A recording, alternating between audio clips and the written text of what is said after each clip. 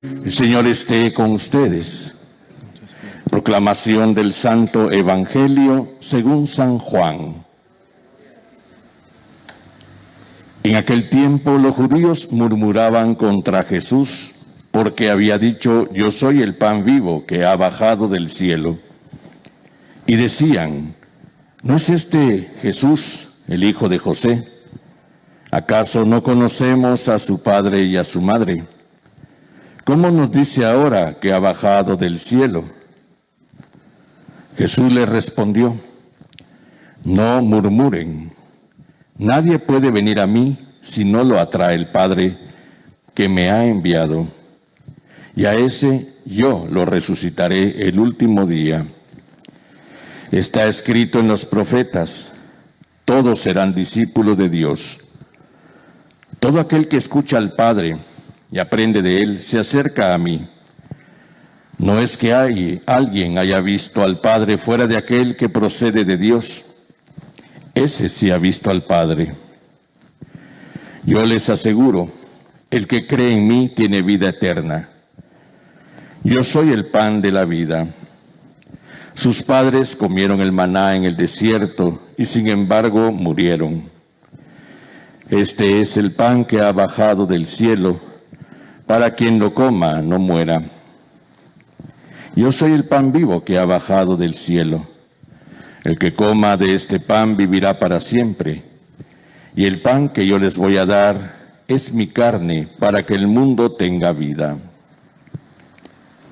Palabra del Señor. Siéntense un momentito, por favor. Una revelación extraña de parte de Jesús. Es verdad, ha dicho que es el pan que ha bajado del cielo. Pero para los judíos que lo escuchan y para quienes lo conocen, parece demasiada altanería de parte de Jesús. Además, conocemos de dónde viene, ¿no? Viene de la pobreza de Nazaret, hijo de un carpintero, etc. Jesús los invita a no perder tiempo en esas cosas, sino que descubran en su conciencia lo que necesitan. En la conciencia la voz de Dios. Es lo que Jesús quiere decir. Empecemos por la vida. Nadie se quiere morir, punto, ¿eh? Nadie se quiere morir. Desde el punto de vista natural, los instintos de sobrevivencia nos llevan a pensar precisamente en esa relación con la vida que no queremos que termine. Durante la historia del hombre ha habido siempre intenciones de responder a la necesidad de inmortalidad. ¿Por qué? Porque en nuestro interior hay una fuerza vital, hay algo que nos dice: no tienes por qué morirte. Hay algo que nos empuja a amar la vida a pesar de todo. Hay algo que nos hace vivir. Y por eso, esa es la primera voz de la conciencia. Es decir, esa intención de vida no es así nomás, no es simplemente natural. Para nosotros los creyentes está ligada a nuestro origen. Dios que nos ha creado y nos ha dado la vida. Dios que ha querido que esa vida fuera eterna como la suya. Para hablar de eternidad no hablamos solo de una realidad temporal, es decir, ligada a un tiempo. Si eternidad está ligada a tiempo, sí, porque pensamos que es lo que viene de la muerte en adelante, el para siempre, ¿no? No, no es eso. La eternidad es la calidad de vida de Dios. Esa calidad de vida de Dios al origen. Y sigue allí, precisamente, como una especie de voz, de semilla, algo latente en nosotros que hace que deseemos, junto con ese vivir bien. Es decir, no solo vivir bien. Y ese cuando nos golpean las dificultades, nos golpean los dolores, nos golpean los sufrimientos, nos golpean las dudas, nos golpean todas estas cosas que a veces nos hacen tambalear en la vida, es cuanto más deseamos precisamente que todas estas cosas no existieran. Internas, externas, personales, universales, cuántas cosas nos empujan precisamente a desear una calidad de vida mejor. Jesús quiere que escuchemos la voz de nuestra conciencia, es la voz del origen, es la voz del principio, es la voz del Padre, Esa voz que nos recuerda quiénes éramos originalmente, cómo nos hemos sido creados, qué calidad de vida tuvimos y que la deseamos. El Padre nos genera deseos de vida en nuestro interior. Por eso Jesús habla precisamente de escuchar al Padre para poder llegar a Él, para poder llegar a Él. Porque a veces también pensamos que más bien es Jesús quien presenta al Padre, es verdad. Jesús presenta al Padre. Y en San Mateo escuchamos precisamente en capítulo 9 que dice claramente, ¿no? Nadie conoce al Padre sino el Hijo, y aquel a quien el Hijo lo quiera revelar. Sin embargo, es la voz del Padre la que nos lleva a Jesús para que Jesús nos revele lo que Él llama la voluntad de su Padre. Esa voz interior, esa conciencia, esa inquietud interior que muchas veces golpea con fuerza nuestra vida en búsqueda de respuestas, de soluciones, de alivio, en búsqueda precisamente de vida. Y por eso Jesús se convierte en el que por medio de esa conciencia nos hace descubrir que sí hay respuesta, de parte de Dios. Por eso, ¿quién va a entender a Jesús? Aquel que se mueve desde sus más íntimos deseos, desde sus más íntimos anhelos de vida y los quiere solucionar, los quiere aliviar. Este es el problema de nuestro tiempo. Los judíos más bien oían muy fuerte la voz de su estructura religiosa. Y entonces más bien, si algo no coincidía con esa mentalidad religiosa tan monolítica, entonces no era verdad, podría caer en blasfemia, podría caer en ofensa, en marginación, como le está pasando a Jesús. Obviamente que Jesús se presente en forma metafórica como pan de vida, está diciendo claramente que Él es la razón de poder dar vida, es decir, esa calidad de vida que buscamos y que ya está precisamente latente en nosotros. Y por eso mismo ellos no le quieren comprender, porque para ellos el único pan que bajó del cielo es el maná, y por lo tanto ese maná solo es la única forma de comprender pan del cielo. Ahora, ese maná no es el único pan del cielo que ha bajado. Hoy escuchamos en la primera lectura del libro de los Reyes el evento de Elías. Elías viene huyendo porque a pesar de que ha hecho aquello que Dios le ha pedido, ha enfrentado él solito a más de 400 sacerdotes de Baal, los ha vencido y de acuerdo a la mentalidad de la época los ha descuartizado. La reina Jezabel lo persigue, porque Jezabel había sido la promotora del culto de Baal en Israel. Y obviamente eso era desagradable a Dios, en idolatría, y Dios envía a Elías para que demuestre quién es el verdadero Dios, y lo hace venciendo a estos 400 sacerdotes de Baal. Y sin embargo, la reina lo persigue. Elías sale huyendo, quiere salvar su vida, y ahí es donde vienen esos momentos de depresión, se queja. ¿Por qué? Si hice lo que tú me dijiste, ¿por qué si al final te cumplí? ¿Por qué tengo que huir? ¿Por qué tengo que tener miedo? ¿Por qué esta nueva angustia? ¿Por qué? Y llega el momento en que, obviamente, su depre lo tira. Entonces se tira en el desierto, de aquí no me muevo. Una especie de berrinchito. Bueno, obviamente bien sustentado. Se tira en el suelo y se duerme. Porque obviamente las emociones de Elías lo ha cansado. Toda esta situación lo ha angustiado de tal manera que obviamente siente esa pérdida de ilusión de vida y se tira al suelo. El ángel que lo atiende, pan, agua, lo deja descansar todavía más. De nuevo, lo despierta, pan, agua para que comas, levántate. Ahora sí, ya recuperaste tus fuerzas, tu energía, te das cuenta que de ahí arriba te cuidan, llega a tu meta, la meta, el Horeb, el lugar del encuentro con Dios. Es decir, solo el maná no ha existido. Israel ha experimentado en su historia cómo Dios los atiende y los cuida.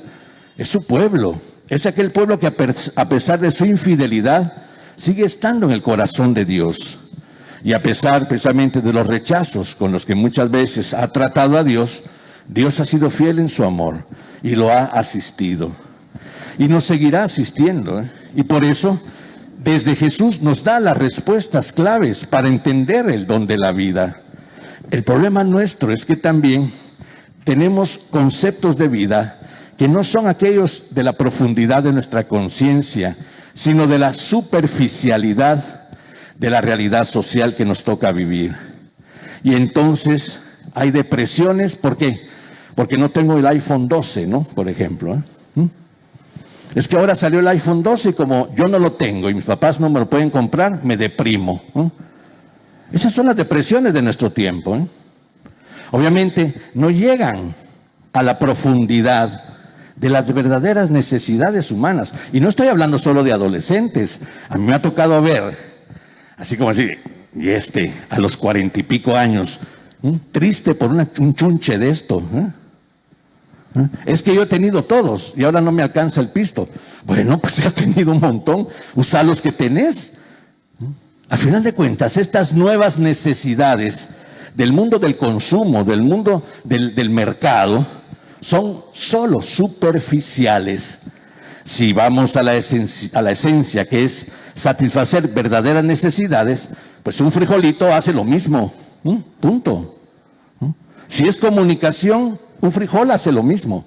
Dios guarde, usar un frijol en medio del colegio es condenarse a muerte, en nuestro tiempo.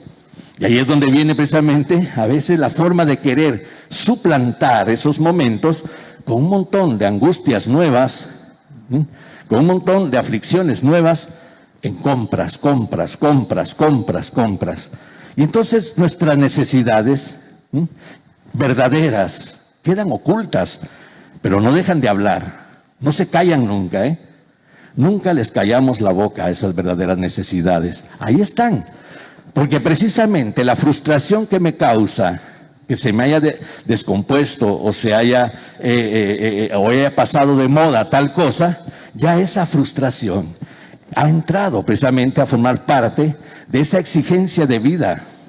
Solo que para poder tener verdaderas respuestas, tenemos que también tener una verdadera escala de valores, una verdadera escala de prioridades. Entonces vamos a descubrir nuestras verdaderas necesidades y vamos a poder encontrar desde las respuestas que da Jesús a ellas la verdadera paz, la verdadera tranquilidad, el verdadero sentido de la vida, el verdadero sentido de nuestra dignidad. Y esa tranquilidad que genera el hecho de poder ser personas que ante aquello que solucionan con verdaderas soluciones y no superfluas, pues también van entrando en el carril de la vida tal y como debe ser, ¿eh? Y esto es lo que Jesús quiere que entiendan los suyos. Allá la voz de la religión, que pesaba mucho. En nuestro tiempo, la voz del mercado, del consumo, del materialismo. ¿Cuánto calla o intenta callar la voz de la conciencia? Pero es un intento de callar engañoso, porque es engañarnos ante la exigencia de satisfacer necesidades que no son. Y por eso no nos extrañe que incluso personas de éxito, de mucho éxito, y noticias las tenemos a cada rato, personas millonarias que aparentemente han satisfecho todas sus necesidades materiales, que no tendrían nada que envidiarle a nadie en ese sentido, lleguen al colmo incluso del suicidio, ante el vacío interior, ante esa falta de respuesta de vida.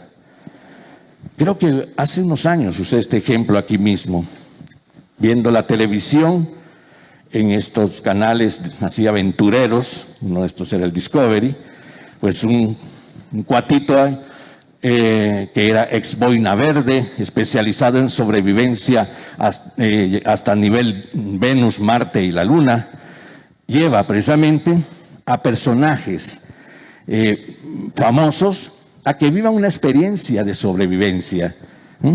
Y ese era, digamos, el atractivo de esa serie.